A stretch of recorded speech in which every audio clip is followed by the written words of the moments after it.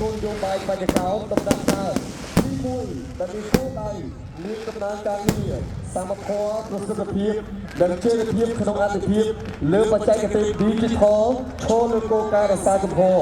ការពារស្ថិរភាពសន្តិភាពប្រកបដោយបរិយាកាសដ៏រីករាយជូនទៅកាន់ប្រជាជនកម្ពុជាគ្រប់ទីកន្លែងជាមោទនភាពថ្មីមួយបន្ថែមទៀតសម្រាប់ប្រជាជនកម្ពុជាជារួមដែលឡែកប្រជាជនកម្ពុជានឹងយកទៅពុះពាក្យទី3ទាំងមូលក្នុងការចូលរួមលើកកម្ពស់អត្តសញ្ញាណគាំទ្រការពារការថែរក្សាសន្តិភាពនៅកម្ពុជាគ្រប់មជ្ឈដ្ឋានខ្ញុំទាំងអស់គ្នាសូមចងចាំជានិច្ចនិងចាត់ទុកក្នុងបេះដូងថាសមិទ្ធផលដ៏ធំអស្ចារ្យជាប្រវត្តិសាស្ត្រដ៏ប្រច័ណ្ឌប្រចង់ទាំងនេះបាទគឺជាសមិទ្ធផលដ៏មានតម្លៃបំផុតដ៏ធំធេងស្ថិតក្រោមការសម្រេចចិត្តដ៏ត្រឹមត្រូវរបស់សម្ដេចអគ្គមហាសេនាបតីតេជោហ៊ុនសែនប្រធានព្រឹទ្ធសភានិងជាប្រធានក្រុមឧត្តមប្រឹក្សាពលព្រះមហាក្សត្រនៃព្រះរាជាណាចក្រកម្ពុជាក្នុងនាមជាស្ថាបនិកនិងជាមគ្គុទ្ទេសក៍ឯកតាំងពីថ្ងៃទី20ខែមិថុនាឆ្នាំ1977សម្ដេចតេជោបានយកជីវិតជាដើមទុនចូលទៅក្នុងតំបន់ដែលមានស្ទើរដើម្បីស្វែងរកនៅសុខសន្តិភាពបញ្ឈប់នៅសង្គ្រាមបារម្ភរៃបង្រួមជាតិនៅក្នុងប្រទេសកម្ពុជារបស់យើងឲ្យប្រជាជនកម្ពុជាបានស្គាល់នូវសុខសន្តិភាពដែលពេញលេញជាទីពិតប្រាកដសូមអបអរសាទរនិងសូមដឹងគុណសន្តិភាពសូមអរគុណដល់ស្ថាបនិកមគ្គុទ្ទេសក៍ឯកស្ថាបនិកសន្តិភាពសម្ដេចអគ្គមហាសេនាបតីតេជោហ៊ុនសែនអរគុណនយោបាយជ្រៅជ្រះអរគុណសន្តិភាព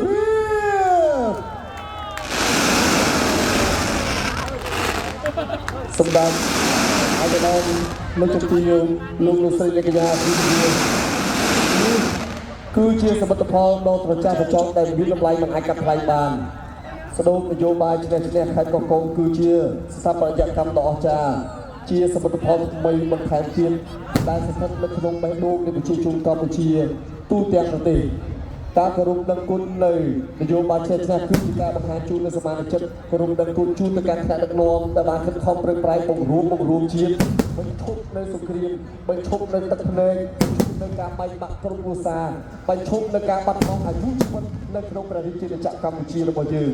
ដែលក្រោមការគិតគូរនិងការសម្រេចចិត្តយ៉ាងច្បាស់លាស់ពីសម្ដេចអគ្គមហាសេនាបតីតេជោហ៊ុនសែនមគ្គុទ្ទេសក៍ឯកនិងជាប្រតិបត្តិការនយោបាយឈ្នះឈ្នះដែលនាំមកនូវសន្តិភាពនិងការឯកភាពជាតិយ៉ាងពេញលេញពលលឺតែជួយអត្ថដូចជាអបអរសាទរជូននៅសមិទ្ធផលដ៏ធំធេងនៅក្នុងទឹកដីដ៏អស្ចារ្យខេត្តកោះកុងសូមឲ្យកម្មវិធីនៅក្នុងរាត្រីដ៏អស្ចារ្យមួយនេះបង្ហាញពីទស្សនវិជ្ជាដ៏ល្បីល្បាញនៅក្នុងខេត្តកោះកុងបង្ហាញពីភាពរីកចម្រើននៃការអភិវឌ្ឍគ្រប់វិស័យនៅក្នុងទឹកដីដ៏អស្ចារ្យនៅក្នុងខេត្តកោះកុងដែលបង្ហាញដោយសមិទ្ធផលដ៏អស្ចារ្យមួយជូនទៅកាន់ប្រជាជាតិនិងប្រជាអន្តរជាតិដែលកំពុងទស្សនាការផ្សាយផ្ទាល់តាមរយៈកញ្ចក់ទូរទស្សន៍ VTV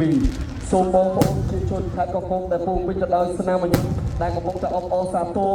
បាទយ៉ាងកក់ក្ដៅនៅក្នុងពេលនេះត្រៀមបន្លឺសម្លេងដើម្បីអបអរសាទរចំពោះសមិទ្ធផលដ៏ធំអស្ចារ្យនៅក្នុងពេលនេះសូមគោរពដឹងគុណនៅមគ្គុទ្ទេសក៍ឯកប្រតិបត្តិការនយោបាយឈ្នះឈ្នះដែលនាំមកនូវសុខសន្តិភាពនិងការឯកភាពជាតិយ៉ាង